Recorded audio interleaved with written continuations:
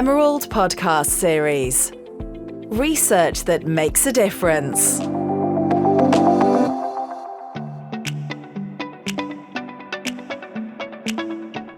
Hi, I'm Francesca Lombardo, Marketing Executive at Emerald Publishing and co-host of the Emerald Publishing podcast series. In this episode, I'm joined by three academics, Sumeetra Ramakrishnann, Emily Ma, and Lorna Wang. They all teach and met at the University of Surrey, and they are researching about women entrepreneurs and leaders in tourism and hospitality. We will talk about their studies and results and what these mean for women and the progress and future of their careers. Would you all like to introduce yourselves? Hi, I'm Dr. Sumeetra Ramakrishnann. I am a senior lecturer in hospitality management at the University of Surrey. I'm a program director for hospitality programs for the postgraduate students. I'm an EDI lead and a race equality committee member for the university's race equality steering group. I'm also an Athena Swan lead promoting gender equality, participation and progression of women in academia. Hello, my name is Emily Ma. I have been doing research on women in leadership. And one of my most recent projects focusing on the relationship between motherhood and leadership and how they two can kind of help each other. So I work in different institutions, and before I was working in the UK, I worked in the US as well as in Australia. So I really love the cross-cultural perspective and on the topic of women in leadership. Hello, everyone. Hi. My name is Dr. Lorna Wang. I'm a senior lecturer at the School of Hospitality and Tourism Management, University of Surrey. I'm also a senior fellow of the Higher Education Academy. So my other hats would be recently, it is the co-director for a research center called the Center for Research on Aging and the Generations. So the center aims to bring together social sciences researchers across different disciplinary backgrounds, taking a quite intersectionality approach to examine the importance of different aspects of human experiences from a life course perspective, such as different social, economical, political, and cultural conditions. So before I became an academic, I was actually in the industry. So I worked in hotel companies in China and in the UK for quite a long while. So I was privileged to receive quite a few awards, including the Lord 40 Award from the Institute of Hospitality in the UK. That's great. Thank you all for being here today. So I was just wondering, how did you all came together? What was the rationale behind your studies? And why did you decide to focus on women entrepreneurs and leaders in tourism and hospitality? Sumeetra, do you want to go first? So first of all, thank you, Francesca, for the opportunity. This is a very, very important question around the rationale. As academics as well as women, there are some really important reasons why we decided to focus on women entrepreneurs in tourism and hospitality. First of all, the contribution of women towards global hospitality and tourism entrepreneurship is absolutely phenomenal. According to research, women entrepreneurs are vectors for social change.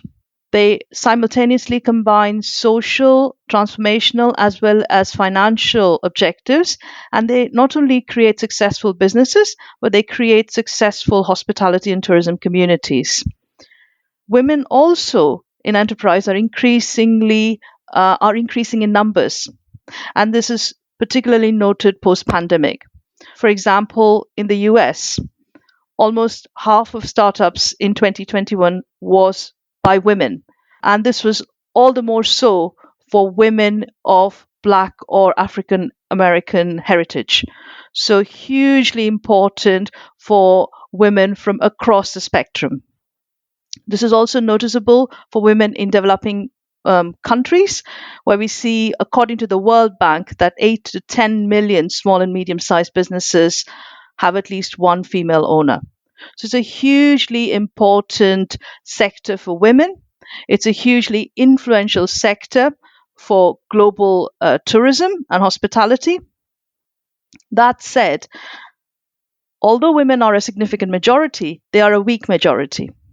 They're more likely not to be funded by banks. or by other traditional sources. They're more likely not to be supported by family members, by wider community, by society, and they're more likely not to be experienced, whether it's to do with knowledge, with technical skills, abilities, and all of this leads them to not be as successful as men. So this is where the role of academics comes into play. We have the knowledge, we have the support, we have the know-how to help women succeed in entrepreneurship. And this is where the drive for this particular area, this particular project comes in. This is great. Lorna, would you like to add anything to that? Yes, I would like to. I think it's a very good question why hospitality tourism as a subject area we pay attention to women entrepreneurship.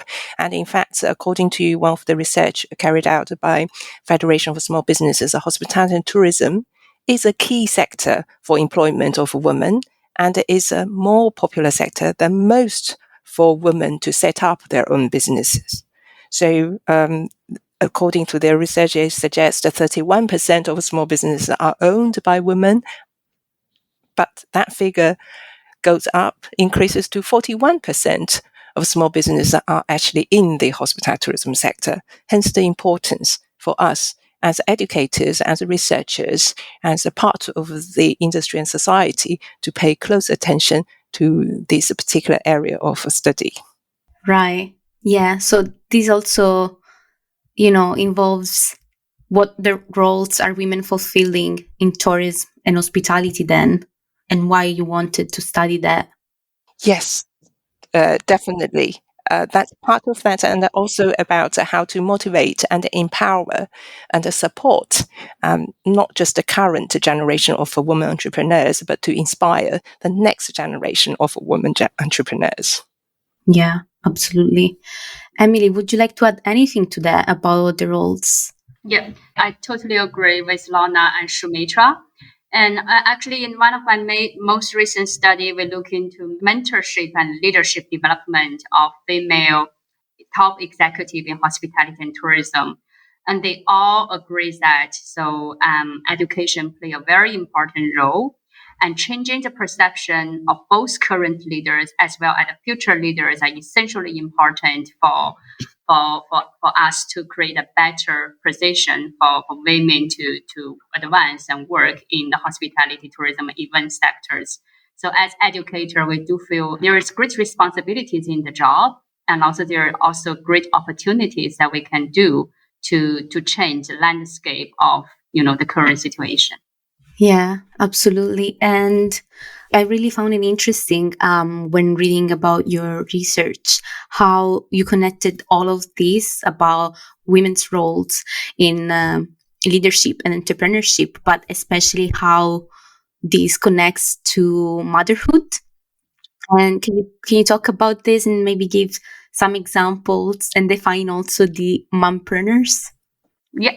I would like to share a little bit background about this research. So I work in different countries, and actually I'm a mother of two. So my elder son was born in Australia, and my little one was born in the US.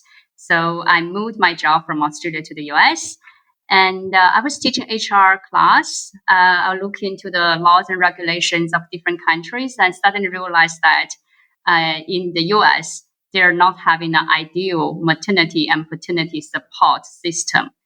At this moment, at the national or federal level, they're following the 1993 Family and Medical Leave Act. According to these laws, and companies with more than 50 employees, they need to provide up to 12 weeks of unpaid maternity or paternity leave to employees. For a lot of hospitality and tourism organizations, they actually do not have more than 50 employees. So the support at the industry level is, in general, not as good as other sectors. So there are certain sectors that are better, but certain sectors are, in hospitality and tourism are not good enough. As an industry, we're labor intensive. We need people who excel, good service attitude and good service skill to serve the customers from diverse background. We need to provide good support to our employees so that they will continue to stay for the industry. However, high turnover has always been a challenge for the industry, and this has been intensified because of the COVID pandemic influence. A lot of research have been researching on, different causes. You talk about long hours, you talk about the pressure, the stress, the emotional labor, you talk about pay, but limited research has touched to the point about maternity and paternity support. That's the motivation about the study. So we did interviews with hospitality working mothers and started from the hotel sector. So a lot of the reflections are really, really touching. Almost all of the people participating in the study, they agree that, better support is needed. And there are a number of negative outcomes, career-related and work-family related and personal-related outcomes. But on the other hand, we really encourage that going through the maternity and the parenting process actually help to unlock great potentials of female employees. So because of coping with the pressure, they actually unlocked certain skills or certain skill has been enhanced, such as time management, prioritization. They are better at, cope with the pressure and stress. They are better at, socializing with people, communicating with people. They're more resilient. So all those skills, we totally, we're so delighted that because they are so transferable and highly desirable in the hospitality, tourism, and event sectors. We actually truly believe that those skills are highly needed for management and leadership position. That's why, that's why we connect how it connects the motherhood and leadership, these two topics together. So going through the parenthood and motherhood, if we cope with it and we actually can treat this at a critical stage for leadership development. Right. Thank you, Emily. This is extremely fascinating because it makes you think, how many times we hear, well, we actually have the facts that not many women are at higher level of management in businesses and especially in tourism and in general in any sector, just because there is the assumption that motherhood, having a career, is not compatible. I really think your research is incredibly eye-opening and mind-opening because it lets you see how actually all these skills that a woman takes from her motherhood makes her successful in her career. Just a little bit as on regarding the point. So the research funding is exciting, and the question now is what's next? Because we also ask those top executives in the industry regarding, almost all of them, if they've been a working mother or if they see other people as a working mother and a leader, they almost all agree that motherhood and parenthood, not only for mother actually, is a great enhancement for leadership skill and potential. And the question is, at this moment, the industry is not there yet to recognize and to acknowledge this. So we really need your help. And thank you so much to help us sending the message. It's a great message. And also this takes me to my next question for Lorna. In your presentation, in your speech, you mentioned how this goes beyond professional life and transferable skills. What did you mean by that? Yes, I think to a certain extent, we as women, whether entrepreneur or in other profession or CEOs, we all have multiple hats in life. So we need to recognize and celebrate the different stages in a woman's life. Using myself as an example, as I'm a daughter, the intersectionality of life. So I'm a daughter, I'm a wife, I'm also mother of two. And then I also see myself as a student. And yes, I do teach my students, but I learn much from them. And I also research. And I'm an employee within the university, but I mentor junior colleagues. And then I did have my management hat on. And I do lead my team, whether on project basis or departmental basis. And I'm a female. And I'm a Chinese by origin, but I'm also a British citizen. So where I position myself is as a global citizen, and then I see myself as a lifelong learner. So all these roles we play in life, we celebrate that. It prepares us for different skills. For example, as Emily's research quite rightly show, motherhood is a stage many women tend to shy away from it. On our CV, we put down maternity leave, and that see it as a potential downfall for progression. However, in recent years, we do see the collective effort, women support women, the allyship, etc. So about 2 years ago, I was on maternity leave in 2020. So I made a conscious decision to put on my CV and proud mother of 2, and then improving multitasking, organizational time management, problem solving skills on a daily basis. So instead of shying away from it, I think we need to accept ourselves and then recognize whether it's motherhood or our, as an educator, as a researcher, as a society member, we actually learn from daily encounters with the community members, with the family members, etc. And also, when we talk about as a university setting, educators, we talk about transferable skills quite often. One thing we recognize the most as a hospitality tourism graduates, we do prepare them for a wide range of career opportunities. So the transferable skills is a long list. It could be time management, communication skills, team working skills, interpersonal skills, self-motivated, analytical skills, digital skills, so on and so forth. So all these transferable skills do prepare an individual, woman or man, to work effectively as a team in an organization or set up their own business. Yeah, absolutely.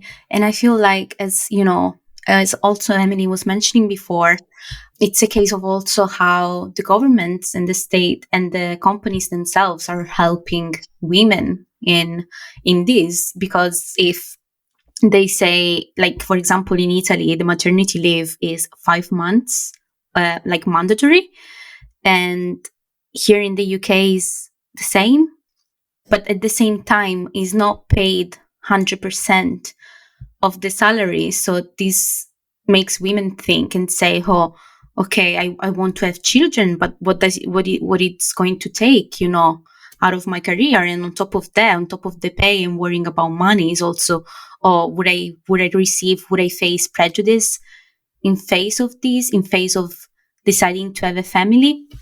So this brings me to my next question, which is, how do you think we can change the mindset around these biases, especially to allow more women that want to embark on this journey of entrepreneurship and leadership? So I think in terms of changing the mindset, just carry on from what I mentioned earlier, we need to sort of define the societal expectations. So, right, it is a woman's job to raise the children. It's a woman's job to run the household. So yes, there's a government level in terms of a policy, whether it's a maternity or paternity policy, and then the family care allowance or taxation, etc., which will have that environment encouraging women to carry on with their career life or indeed set up their own business should they choose to do so. That is about the freedom one will have to decide what to do next. And then also owning to our own accomplishment, just recognize what we have done in life as in different capacity. That's actually building up our profile, our capability and the skill set. I think as women, we're very often shying away from our accomplishments compared with our male colleagues who walk into the room 120% confident, where women we're probably equally capable, but we feel we are only 80% ready for the job. And this, in fact, it was one of the CEOs who shared this. And that's just a common kind of a feeling. So we as women, we need to good at sell ourselves and to recognize what we have achieved in life. And also, I think also asking for help when you need it. And sometimes we try to project this very strong, we can do everything is good, but that image. But in fact, when needed, this is where the women support women or allyship, as some colleagues would use the term. So don't shy away. It's all about a team support heading to one's career ambition. So those are just some of my humble opinion, I think what we could do in terms of changing the mindset of we need to change ourselves to start with before we can expect our employers or the community or the society or the government can make any changes. So we need to recognize that. And then lastly, just to overcome the fear of a failure by admitting, I need help, or tell me where I can do help. I need to further development. I need to carry on, but do tell me what resources are available. Direct me to the resources. That would be the couple of points which I'd like to raise. And so, what do you think women leaders and entrepreneurs be getting that they don't get now? And who wants to go first? Sumeetra? A couple of things that we need to consider. Support has to be quite across the stakeholders. So policymakers should support women in entrepreneurship through providing supportive policies, making sure that the government, for example, supports women-led projects. We have seen countries that are really good at it. If you go on to the World Economic Forum, it identifies those economies that are more entrepreneurial than others. So factors like finance, policy, enterprise education, generating useful research data and metrics, market dynamics, all of these are really important. And all of this will come together to create a supportive environment where women are interested, first of all, to go into enterprise and are supported in their journey and have got all the technical know-how, the funding, the resources that will then help them to create successful enterprises.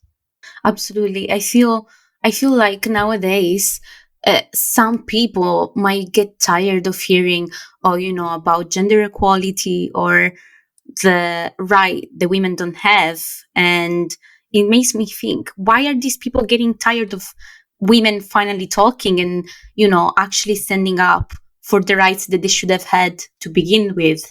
So, one of the most significant challenges around creating successful entrepreneurial economies is changing the mindset around entrepreneurship and leadership, particularly with regards to women taking part in this journey. So, some of the key challenges we find are identifying successful role models, or so that other aspiring entrepreneurs can learn from them and see that there is there's a potential there.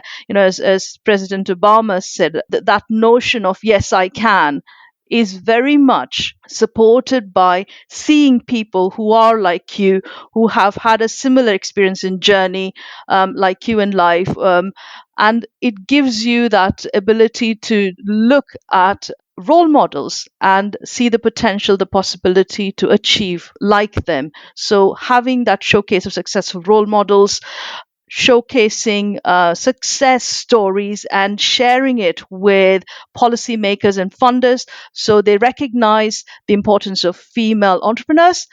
They also recognize that female leaders can be very successful in enterprises. As academics, it's really important for us to generate very useful data, and show that it's not just a good thing to do, a nice thing to do, but female entrepreneurship is actually very, very profitable for societies, for communities, for the economy.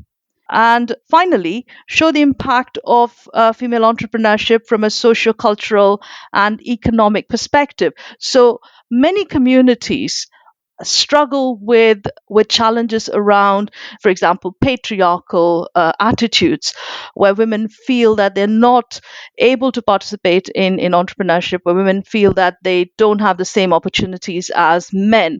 And I very much like the approach taken by ex-Supreme Court Justice of the United States, Ruth Bader Ginsburg, who talks about the idea of allyship, of getting people on board into the conversations. So rather than trying to win the argument and say how important entrepreneurship is, it's really important to get everybody on board, to get the families, to get the society, to get industry, managers, organizations, consumers, everybody on board and share what is possible when you have successful female entrepreneurships within economies.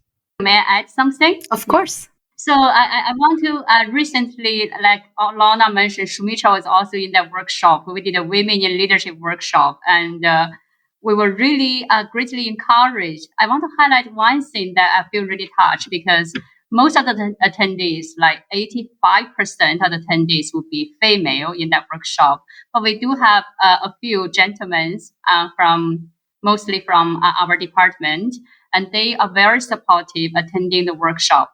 I think so when we are talking about gender equality, women in leadership, we need to bring a different perspective. We need to let the male leaders, our male co-workers, and the male students and people of different genders to involve in the process. So there is a very interesting example I recently read, which was about experiencing the pregnancy challenges workshop. But that workshop only open to male. So they will imitating the whole process, like using like football or different kind of like thing to imitating that they are being pregnant.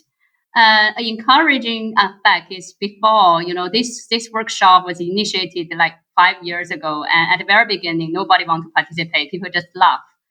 But year after year, they have more participants. And after participating in the entire process, it become more understanding.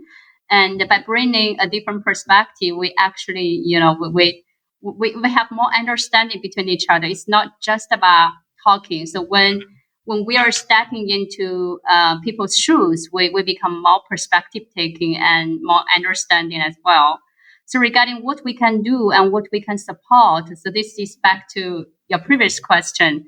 I want to add one point, which is about like the support we have. So in addition to the formal type of support, the diversity inclusion initiative, we need to have some informal, more program with personal touch, such as a one-on-one mentorship program. So some could be formal, some could be informal, some social programs that cater, the need of like certain demographic groups. Like, for example, working mothers, we need to consider, the time of this program, the duration of the program. And actually, in one of the most recent studies we did on mentorship, such mentorship programs are super helpful because as a mentee, they say that, the female leader is there. So they're being there as a very good example, making them, to have the hope that if they work hard, they can also achieve the same level, of career success. And from the leader's perspective, the mentor's perspective, it's not just they're just giving and sacrificing their own time.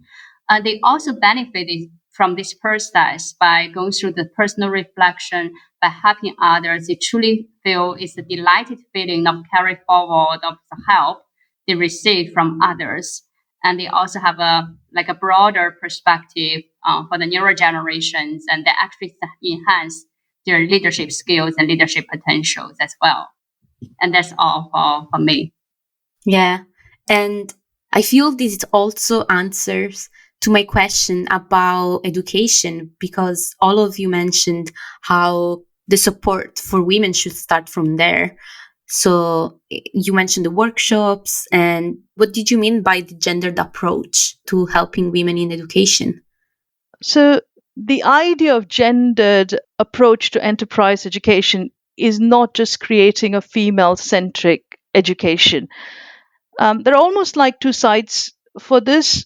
First of all, creating a gender-sensitive education that understands the context of being a woman, wherever we are. So recognizing, for example, the challenges that women in many parts of the world face to access secondary education, university education. Recognize that in many parts of the world, women have a lot of responsibilities.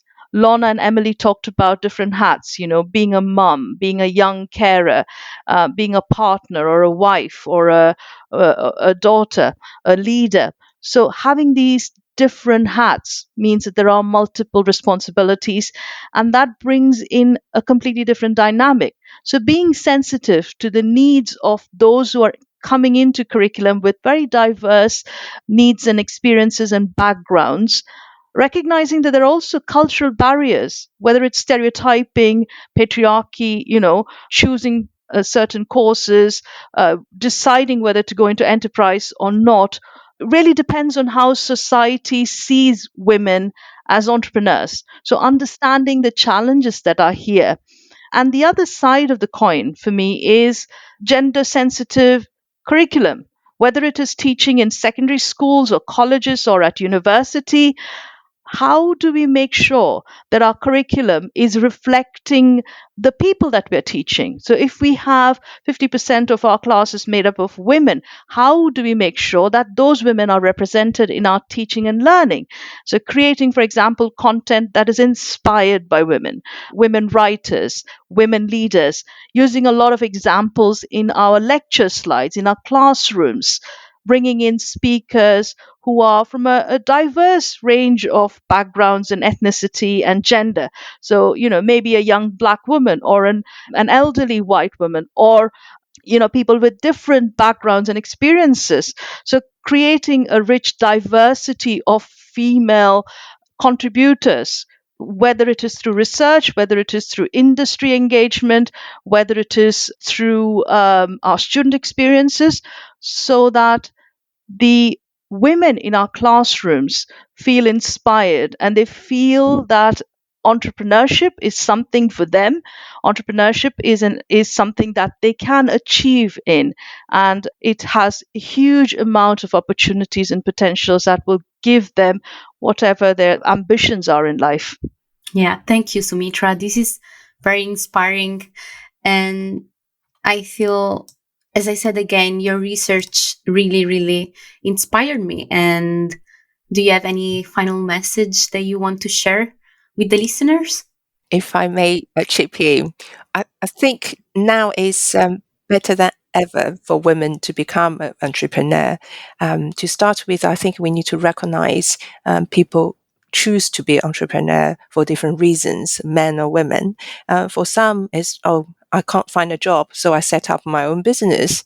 And for some, that will be perhaps I have a job, but I really don't enjoy doing that particular role. So I prefer to do something different, and then I set up my own business. Or others, they absolutely enjoy what they do, and they do it so well to the extent they feel, well, why do I work for an organization? I can do it myself. So with that overall different choices available, now widened education opportunities for different gender, for all the society, it gives individuals the opportunity to equip themselves with the right skill set, the knowledge, to have the freedom and be able to choose, if I need to become entrepreneur, am I ready? And then where do I get the adequate support? So we are not as educators to tell individuals this is what to do, to prescribe them with a guideline, but rather to plant the seed and give them the skill, the ability for them to grow individually, become a strong and more successful individual. Thank you, Lorna. Sumeetra and Emily, would you like to add anything before we conclude? So I think one of the key takeaways for me in terms of how do we move forward is, first of all, understanding that we need equitable support. So as Lorna was mentioning earlier, having that confidence to recognize what you can achieve, but this is supported by a network of policymakers, family, education system, all coming together to provide equitable support, access to technology, access to opportunities, and allyship. Making sure that you have strong allies who are there to support you in your journey as you reach to whatever the ambitions you have. And finally, having strong networks. I know it's a cliche to say, your network is your net worth, but it's absolutely fundamental to have that connection, having access to resources, having access to people with similar experiences, people who are able to advise you, people who are able to mentor you. So that is really important. So having that community of support will really be helpful as women try to figure their way into the world of enterprise, particularly in tourism and hospitality, where there's so much happening in terms of innovative ideas, sustainable technologies, relevance of climate and environment, and so on. So there are huge opportunities out there for young women, older women, to engage with enterprise. And if we find the right kind of education, if we provide the right kind of support, I think we can achieve a lot of very exciting things. As I said before, women have the potential to be real vectors of change. And it's our responsibility to make sure that we help them to achieve that. So just want to share with you one of my recent experience. So I'm a relatively new immigrant to the UK. So I dropped my little one who was less than 2 years old at that time to a local daycare. And there one time I saw a very young working mother, and particularly she just had her first child. She was reluctant to drop her son to the daycare. She seems to so worried. I couldn't help myself, but to say some encouraging word. I couldn't help just sharing, my experience. I even joke with her that, when the childcare front office staff asked me, "How is your little one doing?" I replied like, "Oh, he's still similar, but I am much better." So I totally agree with Lorna and Sumeetra that changing the mindset is very important, and letting the women know that, something is possible, no matter it is being a mother as well as working, no matter it is continually to look for opportunities to progress, to advance, and pursue new dreams. I think changing the mindset is the first step, and making the rest of the part possible, and supporting each other. And we all carry a mission. So as educators, so we feel we are putting in a position that we actually can influence a lot of heart and souls, and it's a very, very important job. So we are trying a lot to find opportunities on how we could help reshaping the mindset of the future leaders. So, and that's all from me. Thank you. I think my key message to all listeners will be knowing your value, and also be yourself and believe in yourself. Well, thank you all. This has been a pleasure for me to talk to you today. Thank you so much for joining me in this episode. Thank you for listening to today's episode. You can find more information about our guests and a full transcription of the show on our websites. I would like to thank Hazel Goods for help with today's episode, and the studio This Is Distorted.